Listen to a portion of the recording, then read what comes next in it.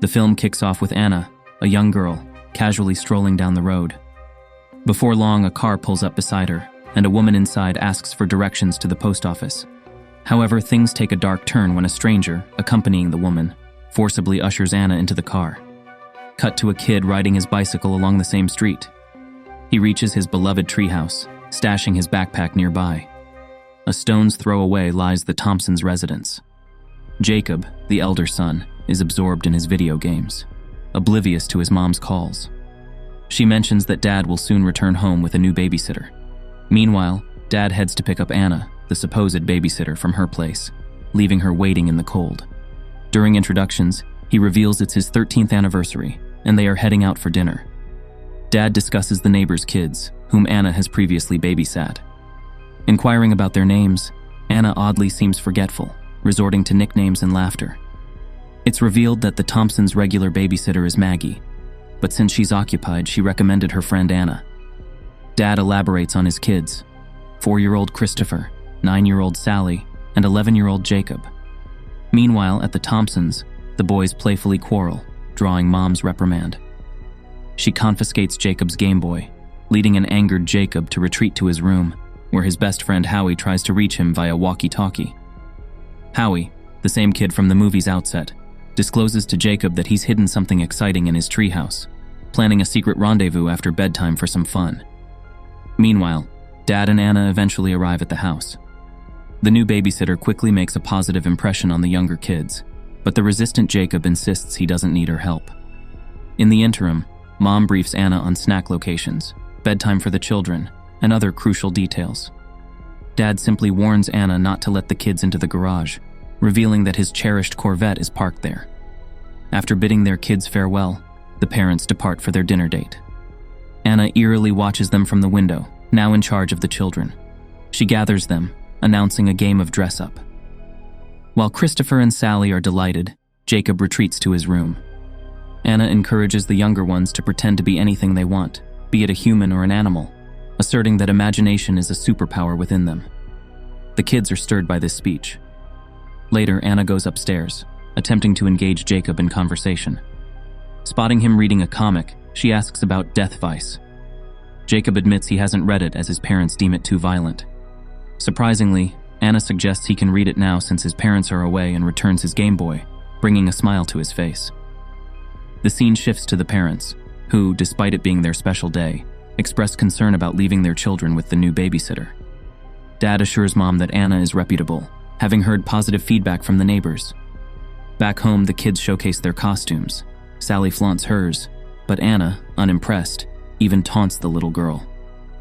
Upon seeing Christopher dressed as a dinosaur, Anna praises his choice, displaying a clear preference for him over Sally. Jacob later joins the scene, embodying a motorcar racer. The kids gather for a picture, during which Sally attempts to pose, only to be abruptly told by Anna to stop smiling. Meanwhile, the parents arrive at the restaurant, oblivious to someone watching them from outside. Back home, Anna announces a game of hide and seek. Though Jacob initially refuses to play, Anna persuades him to give it a try. She instructs him to count to 100 while the others hide. However, as Jacob closes his eyes, Anna's behavior takes an odd turn. She disconnects the Wi-Fi router, removes the kids' shoelaces, inspects tools in the dad's garage, and even breaks open a safe in the parents' room. When Jacob comes upstairs to find everyone, Anna calls him into the bathroom, claiming she's on her period and asking him to fetch tampons.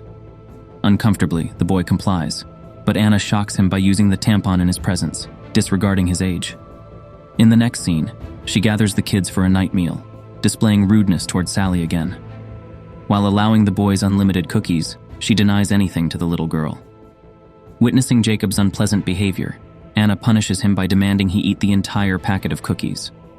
When he requests milk, she refuses until he finishes the cookies. Anna then permits the kids to paint on the walls while she explores the parents' room and tries on some of Mom's jewelry. Upon returning, she finds Jacob has drawn her name on the wall to catch her attention, but she praises only Christopher's painting, overlooking the other kids' excellent artwork. Jacob requests Anna's help in feeding his pet python, emphasizing that it's dangerous for the little kids. However, the malevolent Anna ignores his advice and decides to take all the kids there. Jacob later arrives with a dead rat for the python, but Anna deems it insufficient for the large reptile. Instead, she brings out Sally's pet hamster, creating a frightening situation. A struggle ensues, resulting in the hamster's box falling to the ground. In an unfortunate turn of events, the naive Christopher picks up the box and accidentally drops the hamster into the python's enclosure. Sally panics, pleading with her brother to retrieve her pet.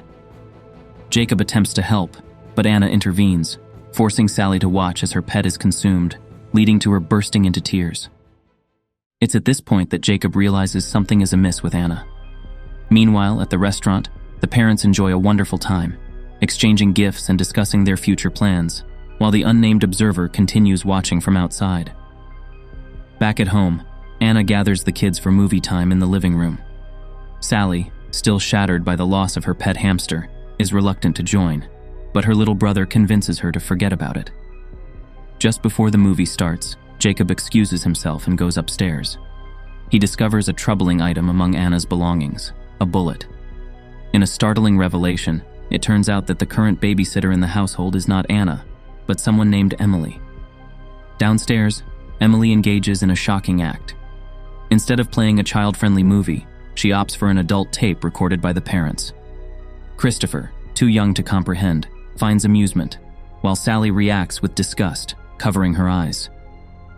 Soon after, Jacob enters the scene. Upon witnessing the inappropriate footage, he promptly turns off the television and smashes the remote control, asserting the video's privacy. Emily then declares it's bedtime. She escorts Christopher to his room and begins a bedtime story, utilizing an unusual drawing book. In her narration, she recounts a tale of a mother bear deeply loving her cub. Every day, the mother bear found joy in the cub, a source of solace from life's troubles. However, tragedy struck when the mother bear accidentally caused the cub's demise, revealed through poignant flashbacks from Emily's own past. Outside the room, Jacob and Sally eavesdrop on the story. Emily shares how the mother bear, shattered by the cub's death, encountered Skinny Hyena, whose mind was even more fractured. Skinny Hyena pledged to provide her with another cub, but Mama Bear couldn't conceive, and adoption was hindered by eligibility constraints. Consequently, Mama Bear and Skinny Hyena faced challenges, had to leave town, and are currently in search of a new cub. As bedtime looms, the kids change into their pajamas. Sally stumbles upon a safe box in her parents' room, previously opened by Emily, revealing a gun inside. Jacob seizes the weapon and discloses to his sister that their supposed babysitter is an imposter. Emily overhears the revelation and confronts the children. Jacob brandishes the gun, warning her to stay away. Unfazed, Emily challenges him to shoot. Christopher enters the scene, prompting Jacob to hastily conceal the weapon. The little boy, considering it a toy, aims the unloaded gun. Anna intervenes, disturbingly referring to herself as their mother. Suddenly, the doorbell rings. Emily locks them in a room, cautioning silence and even slapping Jacob for emphasis. Downstairs, she encounters Maggie, the Thompsons' regular babysitter, at the door. Emily fabricates a story about Anna's sudden illness, successfully deflecting suspicion. Maggie, content with the explanation, requests to see the kids before departing. Initially resistant, Emily acquiesces to avoid arousing suspicion. Meanwhile, Jacob discreetly writes something on paper. Emily warns the children not to act rashly, threatening harm to Maggie. They all descend, meeting Maggie, who senses the unusual quiet but refrains from commenting. Sally hugs her, secretly slipping a note into Maggie's purse, which Emily notices. Later, in her car, Maggie discovers the note just as Emily attacks and renders her unconscious. Emily drags Maggie in front of the kids, locking her away. In the next scene, she coerces the kids to consume juice laced with a sedative. Jacob, sensing her intentions, manages to vomit, but his siblings succumb to the drug. Meanwhile, Mom calls Emily to check on everything. Emily falsely assures her that the children are well cared for and asleep, with the parents returning in 20 minutes. Realizing time is running out, Emily initiates her sinister plan. Initiating her sinister plan, Emily cuts off the power, enveloping the house in darkness. Seizing Christopher, she ascends the stairs, intending to eliminate Jacob, who has become an impediment. However, she realizes that Jacob has managed to escape. In response, she contacts her husband, requesting more time. Jacob seeks refuge in the treehouse, where his friend Howie awaits with lit fireworks. He divulges the nefarious plans of the malevolent babysitter and implores Howie for assistance. Meanwhile, the parents, inebriated, leave the restaurant and opt for a taxi. Emily's husband, the mysterious figure, continues his surveillance from a distance. Back at home, Maggie regains consciousness and immediately attacks Emily, striving to save the children.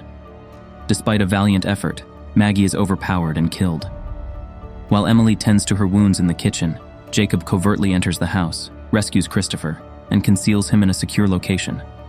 Simultaneously, the parents, en route in the taxi, encounter an accident, orchestrated by the same man who had been observing them. His aim was to buy more time for his wife to kidnap Christopher, but he meets his demise in the process. Fortunately, the parents survive. Returning to the house, Jacob cautiously ventures into the basement in search of his sister. Instead, he discovers Maggie's lifeless body, shattering him emotionally. Upstairs, Emily taunts Jacob, revealing her control over his sister. She throws Howie's bloodstained jacket, warning Jacob to bring Christopher to her within 5 minutes in the backyard. At the crash site, the police inform the parents that the deceased man had no identification and was riding a stolen vehicle. Upon escorting the parents home, the police discover a dead body in the car's trunk. In a shocking revelation, the woman posing as the babysitter is none other than the real Anna, who was abducted at the movie's outset and brutally killed by the malevolent couple. Upon receiving this devastating news, Mom and Dad finally discern the imposter in their home and hastily rush back to rescue their children. In the backyard, Emily, accompanied by Sally, awaits Jacob.